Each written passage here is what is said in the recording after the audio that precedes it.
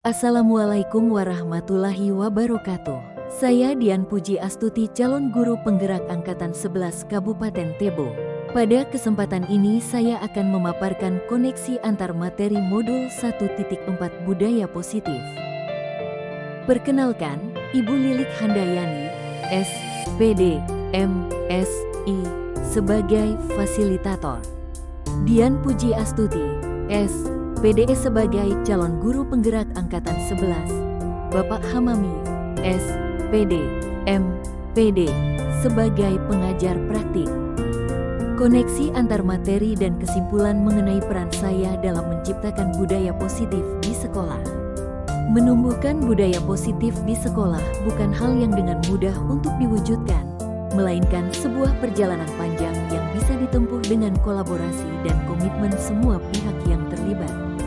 Seperti yang telah disampaikan oleh Ki Hajar Dewantara, bahwa sekolah merupakan tempat persemaian benih-benih kebudayaan dan karakter positif.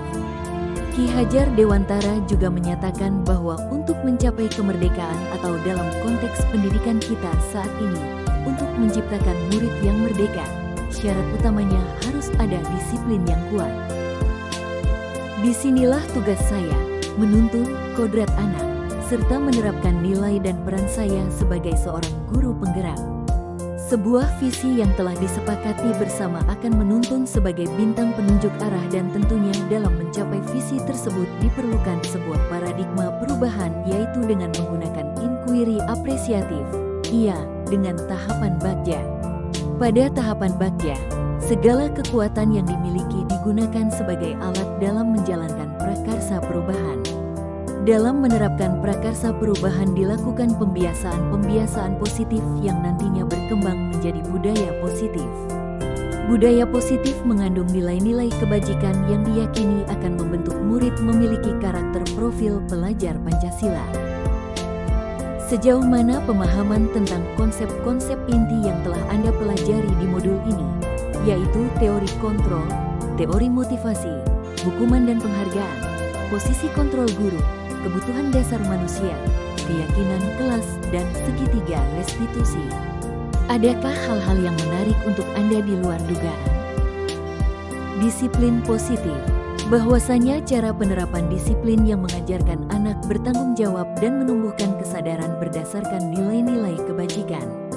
Bahkan harus lebih ke arah disiplin diri yang dapat mengontrol diri dalam melakukan segala tindakan dan mampu membuat murid memahami dan menyadari sesuatu berdasarkan motivasi internal, bukan akibat paksaan, pujian, penghargaan, maupun hukuman.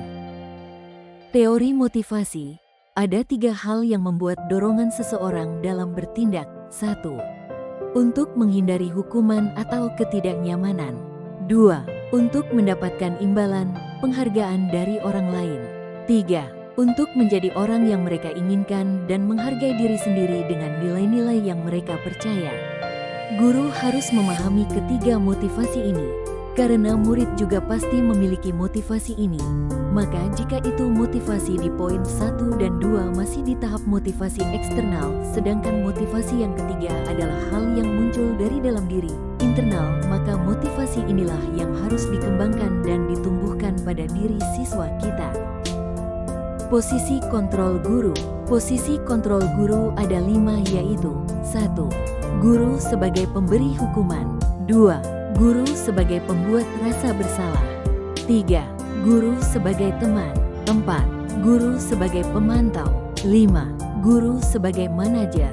Kedudukan yang harus guru lakukan sebaiknya sebagai manajer, karena guru berbuat sesuatu dan mempertanggungjawabkan perilakunya, dan mendukung murid agar dapat menemukan solusi atas permasalahannya sendiri.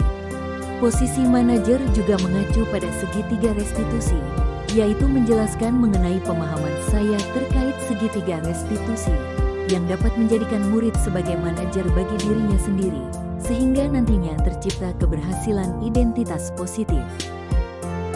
Keyakinan sekolah atau kelas. Keyakinan sekolah atau kelas merupakan nilai-nilai kebajikan universal yang disepakati secara tersirat dan tersurat dan dilaksanakan sepenuhnya oleh anggota sekolah atau kelas.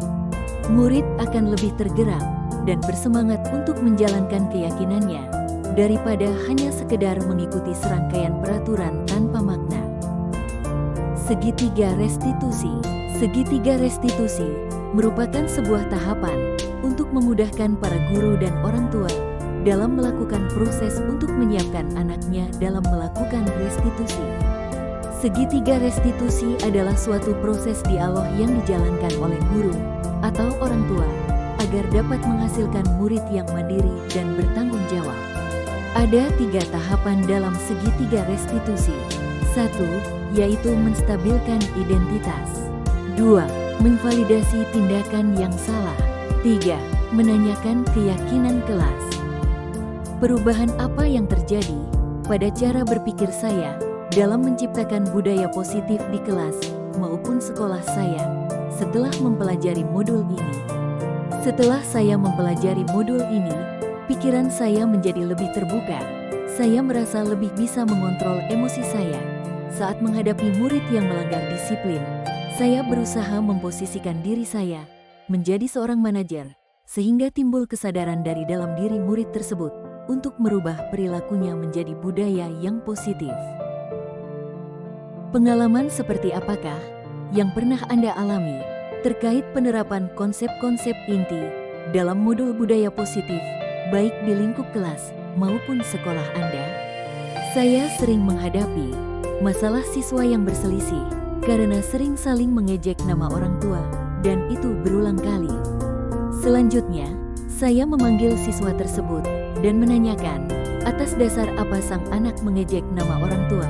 Saya pun menjelaskan bahwa nama adalah identitas dan harga diri seseorang. Nama bukanlah untuk bahan olokan. Siswa menjadi paham, dan saya tanyakan, apakah hal tersebut sesuai dengan keyakinan kelas yang telah dibuat? Siswa menjawab dan mengetahui itu hal yang bertentangan. Terakhir, saya bertanya, apakah ada solusi untuk masalah yang ditimbulkan oleh anak tersebut? Maka, ia berinisiatif meminta maaf dan berjanji tidak akan mengulanginya lagi. Bagaimanakah perasaan Anda ketika mengalami hal tersebut? Perasaan saya sangat kagum dengan konsep segitiga restitusi, karena dalam penerapannya, murid diberi kesempatan untuk mencari solusi dari permasalahan yang mereka buat. Guru hanya sebagai pendukung pada solusi yang dikemukakan oleh murid. Karena saya ingin melihat murid-murid saya nanti merasa aman, nyaman, dan bahagia. Walaupun melakukan kesalahan, namun harapan saya, mereka akan mampu memperbaiki kesalahannya dan menjadi pribadi yang lebih kuat lagi. Menurut Anda, terkait pengalaman dalam penerapan konsep-konsep tersebut, hal apa sajakah yang sudah baik? Adakah yang perlu diperbaiki? Pengalaman dalam posisi kontrol saya sebagai guru yang selama ini, tidak sebagai manajer ketika dalam kelas, dan saat ini sedang dalam pembelajaran untuk berubah menjadi manajer bagi murid. Serta dalam penerapan segitiga restitusi, pada beberapa kasus yang terjadi di sekolah, yang sebelumnya saya lebih banyak menerapkan posisi sebagai pengawas dan penghukum atas perbuatan murid. Sebelum mempelajari modul ini, ketika berinteraksi dengan murid, berdasarkan 5 posisi kontrol, posisi manakah yang paling sering Anda pakai, dan bagaimana perasaan Anda saat itu? Setelah mempelajari modul ini, posisi apa yang Anda pakai, dan bagaimana perasaan Anda sekarang? Apa perbedaannya? Posisi saya sebelumnya adalah lebih menjadi penghukum dan pembuat rasa bersalah. Perasaan yang saya rasakan lebih pada sering merasa gagal dan putus asa akan apa yang saya sudah lakukan, namun mereka tidak berubah. Saat setelah mempelajari modul ini, saya mengambil posisi sebagai manajer. Perasaan yang muncul adalah merasa lebih santai karena jika murid masih mengulangi perbuatannya, saya menjadi sadar bahwa semuanya perlu proses sehingga saya merasa masih ada waktu untuk mereka dapat memperbaiki perilaku mereka. Perbedaannya terasa pada sikap saya dalam memperlakukan mereka. Saya merasa lebih nyaman dan murid lebih terbuka kepada saya. Sebelum mempelajari modul ini, pernahkah Anda menerapkan segitiga restitusi ketika menghadapi permasalahan murid Anda? Jika iya, tahap mana yang Anda praktekkan dan bagaimana Anda mempraktekkannya?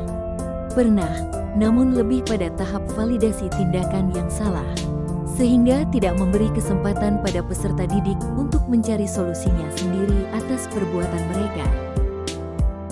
Selain konsep-konsep yang disampaikan dalam modul ini, adakah hal-hal lain yang menurut Anda penting untuk dipelajari dalam proses menciptakan budaya positif baik di lingkungan kelas maupun sekolah?